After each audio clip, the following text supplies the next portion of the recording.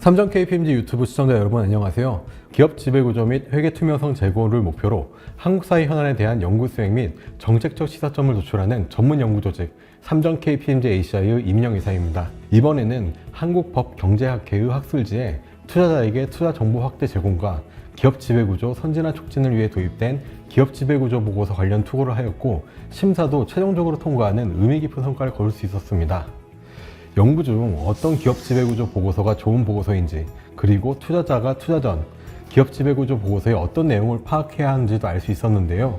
그래서 24년도 투자자가 알아야 할 기업 지배구조 이슈는 무엇인가 알아보기 위하여 연구 진행해 주신 김우진 교수님 모셨습니다. 안녕하세요, 교수님. 예, 안녕하세요. 네. 오늘 촬영 전 저희가 연구한 기업 지배구조 보고서 중 투자자에게 도움이 될 수 있는 포인트가 무엇인지 교수님과 사전 인터뷰를 하였는데요. 15개 핵심 지표 중 총 4개를 선택해 주셨습니다. 그 이유는 혹시 무엇일까요?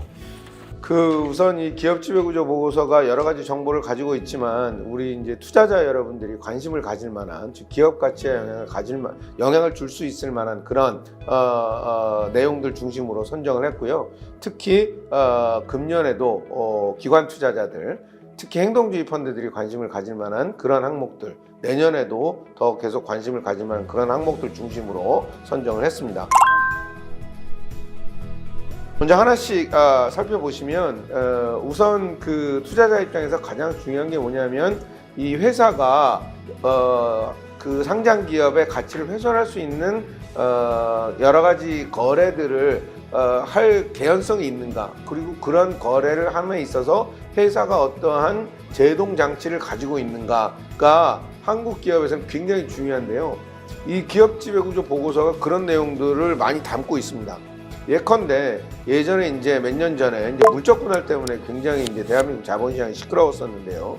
핵심 사업 부문을 물적 분할로 떨어내고, 그 다음에 그 물적 분할되는 회사를 상장시킴으로써 모회사의 주가가 많이 떨어져서 모회사 주주 가치가 훼손되는 사례들이 많이 발생했었는데, 이제 그런 사례들을 방지하기 위해서 앞으로는 물적 분할 같은 그런 큰 모회사 주주한테 영향을 미칠 사안이 있을 경우에는 앞으로 어떻게 그 모회사의 주주들을 보호할 것이다 라는 내용을 기업 지배구조 보고서에 명시하도록 가이드라인에 되어 있습니다.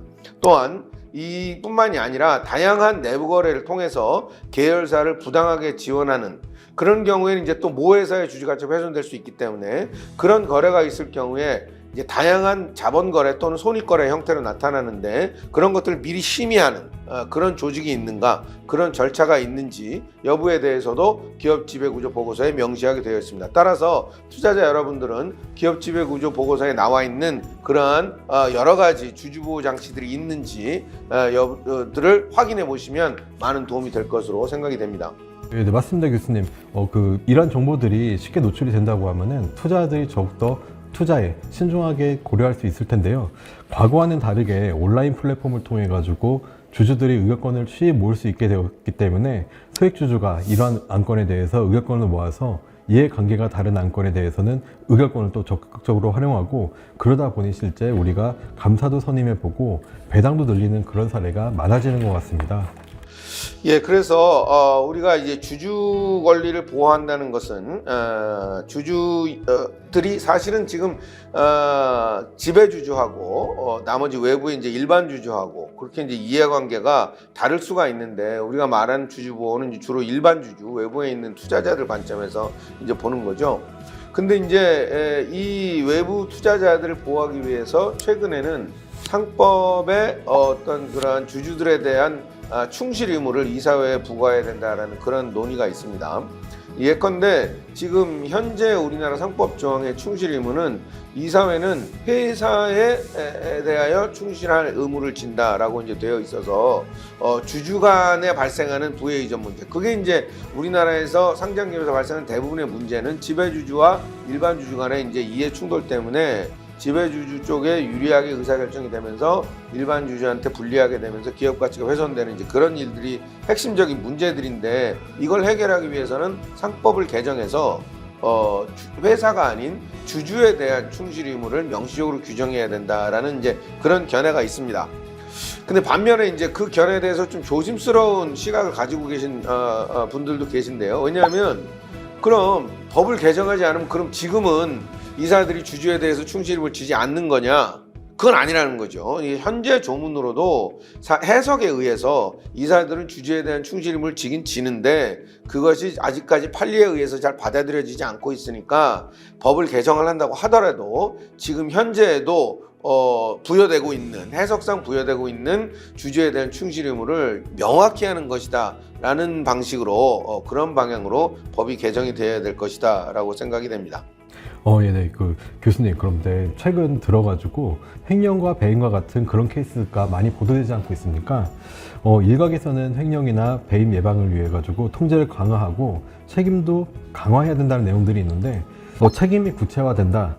어떻게 해야지 책임을 구체화했다고 볼 수 있을 걸까요? 예, 그래서 우리나라의 그 기업 지배 구조 가이드라인 중에 하나 뭐냐면 횡령 배임이나 이런 일들로 회사에 손해를 끼친 사람은 다음에 이제 이사를 선임하지 못하게 이렇게 이제 예컨 그것도 이제 지배 구조 보고서에 이제 명시하게 되어 있죠. 그러한 관련 전과 기록이 있는 사람을 그런 사람은 우리가 이사 선임해서 배제한다라는 게 있는지 없는지 여부도 기업 지배 구조 보고서상에서 확인하실 수가 있는데요. 사실은 이게 이제 영미법계 회사에서는 뭐 어떻게 보면 당연한 얘기입니다. 어떻게 전과자를 말하자면 이사회의 멤버로 선임을 하느냐. 이건 이제 미국 사람들은 당연히 그렇게 생각을 하는데 또 한국적인 상황을 고려를 해보면 우리가 또 조심해야 될 게 하나가 있는데 대부분의 이제 이 지배주주들이 많이 이제 걸리는데요, 횡령 배임으로. 그럼 이제 그분들이 전과가 돼서 이제 어떻게 보면 이제 이사 선임이 안 되는데 그럼 그분들 오히려 좋아할 수도 있어요. 왜냐하면 이제 미등기 임원으로 돼가지고 내가 법적 책임을 피하면서 회사에 어떤 영향력을 미치고 고액 보수도 받아가고 그럴 수도 있기 때문에 이거는 동전의 양면이 있습니다. 그래서 어떤 이런 횡령 배임을 한 사람을 이사 선임해서 배제한다는 그런 절차적인 통제가 있는 것을 확인하는 것도 중요하지만 또 중요한 것은 그럼 그걸 빌미로 해서 지배주주들이 그럼 나는 등기 이사 안 할게 라고 하는 그러한 또 도망갈 수 있는 그렇게 악용되지는 않는지 그 부분도 투자자 여러분들이 관심을 가지고 보셔야 될 부분이라고 생각이 됩니다. 네, 맞습니다. 그 기관 투자자 같은 경우는 그 스튜어드십 활동 일환으로 이사 후보자의 경력을 참고해가지고 찬성과 반대 의결권을 행사하는데 그런 정보에 기관 투자자뿐만이 아니라 일반 투자자들도 쉽게 접근할 수 있다면은 그 소액주주의 존재감이 현재보다 더 커질 것 같습니다. 물론입니다. 네. 물론이고 그 최근에는 이제 이 보면 저는 이제 요즘 소액주주라는 말 쓰지 말고 일반 주주라는 말을 쓰자는 운동을 중인데요. 이제 이분들도 이제 플랫폼이나 이런 걸 통해서 의결권을 많이 모아가지고 예전보다 훨씬 더 그 존재감이 더 커지는 것 같습니다.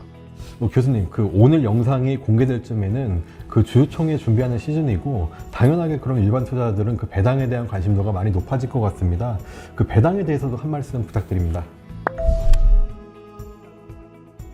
예, 우리나라의 배당의 문제는 일단 배당을 많이 안 준다. 이게 이제 가장 큰 문제이긴 한데요.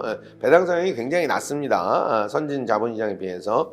근데 이제 그건 뭐 기본적인 문제고 그 위에 또 절차적으로 또 무슨 문제가 있냐면 우리나라는 연말에 우리가 이제 그 주총에 참가할 사람들을 픽스하는 그 시점에 배당 받을 사람들도 같이 픽스가 되는 그러한 관행이 있었습니다. 사실 지금 상법상으로도 반드시 그럴 필요는 없는데 회사 편의상 주주 명부를 폐쇄를 하면서 의결권을 행사할 사람, 배당 받을 사람을 같이 합쳐가지고 연말에 이제 그 배당 받을 사람들이 정해진 거죠. 근데 배당은 언제 정해지냐면 내년도 3월에 정해지니까 주총하면서 그러면 배당을 얼마가 될지 모르고 미리 연말에 주식을 사야 이 배당을 받을 수가 있는데 그래서 깜깜이 배당이라는 이제 말이 많이 있었죠. 근데 이제 서구에서는 어떻게 하냐면 선진 자본시장에 그게 아니라 내가 배당을 얼마를 받을지 알고 그 다음에 이제 그 주식에 투자할 수가 있게 되는데 그래서 우리도 이번에 이제 제도 개선을 해서 그 주주총회에서 의결권을 행사할 수 있는 사람은 원래대로 12월에 픽스하고 대신에 이제 배당을 받을 사람은 그거랑 분리를 해서 3월에 배당이 결정된 다음에 그 다음에 주식을 산 사람도 배당을 받을 수 있게 이렇게 이제 절차를 개선하도록 바뀌었습니다. 그리고 이제 우리가 기업 지배구조 보고서에서 중요한 건 뭐냐면 이거를 너네들이 배당 절차를 개선을 했는지 안 했는지 이 여부를 또 기업 지배구조 보고서에 공시를 해라 라고 되어 있기 때문에 투자자 여러분들은 투자하시는 회사가 이 변경된 이 배당 절차 개선 이거를 했는지, 아니면 일부 회사들은 또 우리 옛날처럼 할게 그냥 12월에 그냥 다 할 테니까 이렇게 하고 있는 데들은 이제 아무래도 이 조금 유의해서 투자를 하셔야 되겠죠. 네, 확실하게 교수님 말씀해주신 대로 배당 예측으로 인해 가지고 배당 투자가 강화된다고 하면은 단순 주가 등락을 고려한 매매가 장기 투자로 또 이어질 것 같고, 배당액에 대한 평가가 또 주가에 반영돼 가지고 주식 가치도 제고될 수 있는 좋은 방법이라고 생각됩니다. 예, 그렇습니다. 또 이제 우리가 또 알아봐야 될 것들이 여러 가지가 하나가 있을 텐데, 앞서 우리가 선택한 질문 중에서 CEO 승계 정책도 있었는데 승계 정책에 대해서도 한 말씀 부탁드립니다. 예, 이 CEO 승계 정책이 사실 이제 미국 회사에서는 굉장히 중요합니다. 특히 이제 미국 회사는 대개의 경우 창업주 세대가 한 세대만 지나면 분산 소유 기업으로 바로 넘어가기 때문에, 우리나라로 치면 이제 포스코, KT 비슷한 이제 그런 회사들이 미국 대부분 상장 기업인데요. 전문 경영인이죠. 그렇기 때문에 CEO 유고시에 어떠한 절차와 과정, 어떤 자격 요건을 가진 사람을 차기 CEO로 선임을 할 것인가, 풀은 어떻게 형성을 할 것인가, 미리 어떻게 대비할 것인가, 이것이 굉장히 중요한 이슈고, 사실 우리나라의 포스코와 KT 같은 회사에서도 엄청나게 중요한 이슈입니다. 근데 이제 우리나라는 미국과 다른 점은 뭐냐면, 대부분의 상장 기업은 이 지배주주 중심으로 돼 있기 때문에 창업주 일가가 경영에 관여를 깊이 하고 있고, 2세, 3세로 가면서도 그 가문에서 계속 경영을 하는 경우가 많기 때문에 이 CEO 승계 정책이 이제 미국과는 조금 이제 다른 의미이긴 한데요. 근데 이제 우리나라에서 중요한 게 뭐냐면, 지금까지는 어떻게 보면 어떠한 자격 요건도 물어보지도 않고 어떠한 경험도 확인하지도 않고 그냥 그 가문의 일원이라는 이유로 그냥 20대에 입사하고 30대에 임원 달고 40대에 사장 되고 초고속 승진하는 이런 사례들이 많이 발견이 됐는데, 이제 앞으로는 CEO 승계 정책을 우리가 지배구조 보고서에 공시를 해야 되니까 이 패밀리가 하는 상장 기업들도 최소한 이 우리 CEO는 어떤 경험과 어떠한 자격 요건을 갖춰야 된다라는 그러한 최소한의 검증 과정으로 기능할 수 있을 것으로 생각이 되고, 이런 부분에 관심을 가지시고 기업 지배구조 보고서를 확인하시면 좋을 것 같습니다. 네, 맞습니다, 교수님. 오늘 이야기해 주신 말씀들, 내가 투자한 회사의 내 자산을 지키기 위한 통제 장치나 경영진의 이력, 또 참고할 수 있는 배당 정책, 또 영속성을 가늠하기 위한 CEO 승계 정책 같은 것들이 지배구조 관점에서 투자자가 투자 전 확인해야 될 유효한 정보라고 짚어주셨는데요. 정말 이런 모든 내용들이 기업 지배구조 보고서에 혹시 다 담겨 있을까요? 예. 저도 이번에 연구하면서 이제 알은 사실인데요. 기업 지배구조 보고서가 이제 굉장히 많은 자세한 내용들을 담고 있습니다. 그래서 거기에 나와 있는 내용들을 일단 확인을 해보시면, 이 회사가 최소한 이런 건 하고 있고 이런 건 안 하고 있고, 왜 안 한다면 왜 안 하고 있고 라는 거를 설명을 원칙적으로는 잘 해야 됩니다. 그렇지만 이제 이번 저희가 연구에서도 확인을 했지만, 이제 한국은 이런 어떻게 보면 comply or explain, 내가 이걸 준수하거나 아니면 준수 못하면 설명하라는 이런 원칙에 잘 익숙하지 않아서 설명의 충실도가 좀 떨어지는 것도 우리가 발견을 하긴 했습니다. 그럼에도 불구하고 이 보고서가 담고 있는 내용들이 어느 정도 우리가 활용할 수 있는 정보들이 있기 때문에, 사실 어떻게 보면 이게 얼마만큼 충실하게 기재가 됐는지 안 됐는지 자체가 시그널이죠. 그거를 좀 충실하게 쓰는 회사는 이 회사는 우리가 좀 믿을만 하구나 라고 생각하실 수 있지만, 그냥 다 우리는 이건 안 한다, 왜 안 하는지 설명도 한두 줄밖에 안 했으면 이 회사는 정말로 이 거버넌스에 대해서 별로 인식이 없구나 라는 거를 역설적으로 우리가 알아챌 수 있는 그러한 계기가 되기도 하겠죠. 일단 투자자가 참고할 만한 지배구조 정보가 무엇인지 알아보고, 그런 정보를 쉽게 취득할 수 있는 기업 지배구조 보고서 제도에 대해서도 쉽게 알아보았는데요. 교수님 말씀해 주신 대로 이런 정보가 생성되기 위해서는 기업 공시 담당자에 대한 지원 프로그램도 필요한 것 같습니다.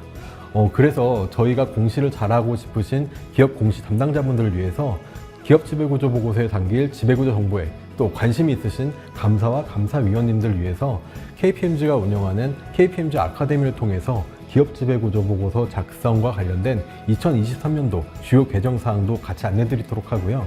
해당 강의에는 오늘 나와주신 김우진 교수님과 함께 저희가 한 팀을 이루어서 연구한 기업 지배구조 보고서 공시 현황의 주요 참고 포인트도 같이 안내드릴 수 있도록 하겠습니다. 김우진 교수님 오늘 다시 한번 나와주셔서 감사드리고요. 영상 시청해주신 분들도 함께 해주셔서 감사합니다. 저는 삼성 KPMG 아카데미에서 다시 뵙겠습니다.